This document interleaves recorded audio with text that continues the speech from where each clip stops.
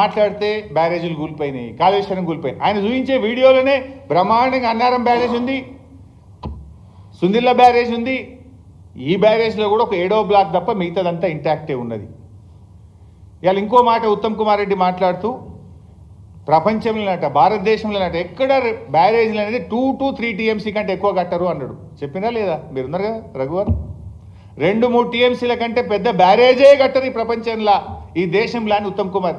ఆయన అజ్ఞానం అనుకోవాలనా, మిడిమిడి జ్ఞానం అనుకోవాలనా, ప్రజల అమాయకులు ఏం చెప్పినా నమ్ముతారనేటువంటి గుడ్డితనంతో మాట్లాడుతుండా నాకైతే అర్థం కాలేదు.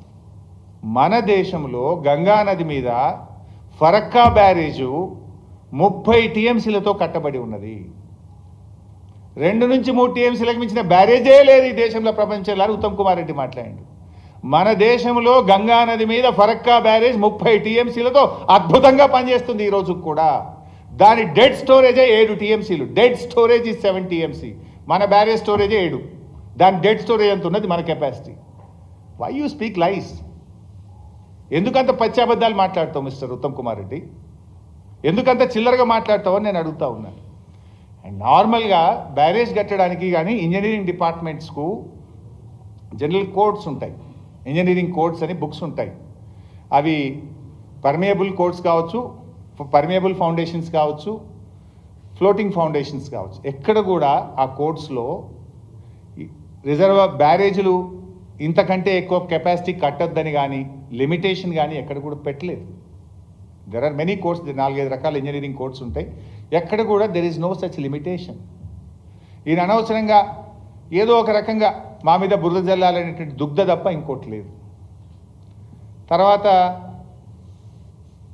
జస్ట్ ఐ గో టు ప్రజెంటేషన్కి ఇదే ఎక్కువైపోయాయి. ఆయన చెప్పిన అన్ని అబద్ధాలకు నేను I want to set right the record, I want to clarify the people. అంత ప్రజల మెదడులో విషయాన్ని నింపే ప్రయత్నం చేసిండు ఉత్తమ్ కుమార్ రెడ్డి. ఆ విషయాన్ని తొలగించే ప్రయత్నం చేస్తున్నారు. నేను మాట్లాడిన ప్రతి మాటకు కట్టుబడి ఉంటా. చెప్పిన కదా ఫరక్కా బ్యారేజ్ 30 TMCలతో ఉందన్న. Come on, I'm challenging Uttam Kumar. నువ్వు రాజీనామా చేస్తావా? నేను చేస్తాను. Are you ready? You speak lies, I will not speak always. నేను అసెంబ్లీలో కూడా మాట్లాడిన ఇదే విషయాన్ని. ఇవాళ ఈ రిపోర్టు మీ అందరికి ఇచ్చారు. ఈ రిపోర్ట్లో సరే నేషనల్ డ్యామ్ సేఫ్టీ గురించి చెప్పిన వ్యతిరేకించిందే ఉత్తమ్ కుమార్ రెడ్డికి. ఇది వద్దు, ఈ బిల్లే పెట్టొద్దు అని, బిల్లును సెలెక్ట్ కమిటీకి పంపాలి, ఈ బిల్లును మేము వ్యతిరేకిస్తున్నామని మాట్లాడిన ఆయన ఇలా బిల్లు భగవద్గీత అంటుండు. ఇక ఆయన మాట్లాడుతూ ఇది చాలా ప్రపంచ ప్రఖ్యాతకు చెందిన కమిటీ, అసలు ఈ కమిటీని మించిన కమిటీ ఉండదు, వీళ్ళంతా తెలివి కల్లోలే భూమి మీద లేరు అని అన్నాడా? ఆ కమిటీ ప్రెసిడెంట్ ఎవరు? చైర్మన్ చంద్రశేఖర్ అయ్యర్ అని చెప్పి రిపోర్ట్లో రాసింది. చెప్తూ ఆయన ఎంత గొప్పోడో చెప్పిండు. ఆయన CWC చైర్మన్ అని. ఇంకో మాట అన్నాడు, పోలవరం అథారిటీకి చైర్మన్ అన్నాడా? పోలవరం అథారిటీకి చైర్మన్గా పనిచేసిన చాలా అపారమైనటువంటి అనుభవం కలిగినటువంటి వ్యక్తి మిస్టర్ చంద్రశేఖర్ అయ్యర్ అన్నాడు. ఏంటిదైనా? ఆయన నాయకత్వంలో కట్టిన పోలవరం కుప్పగూలిపోయింది. 8 ఏళ్ళు అయినా దాన్ని రిపేర్ చేసే దిక్కు లేకుండా వీకింది.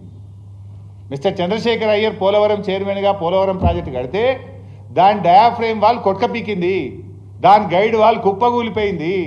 6 ఏళ్ళైనా మరమ్మతుకు నోచుకోక నెత్తి పట్టుకొని NDSA CWC అధికారులు ఏం చేయాలనో అర్థం కాని పరిస్థితి. అది ఈ కమిటీకి చైర్మన్ ఉన్న ఆయన గొప్పతనం. ఆయనే కదా కట్టింది. 6,000 కోట్ల రూపాయల నష్టం జరిగింది డైరెక్ట్గా.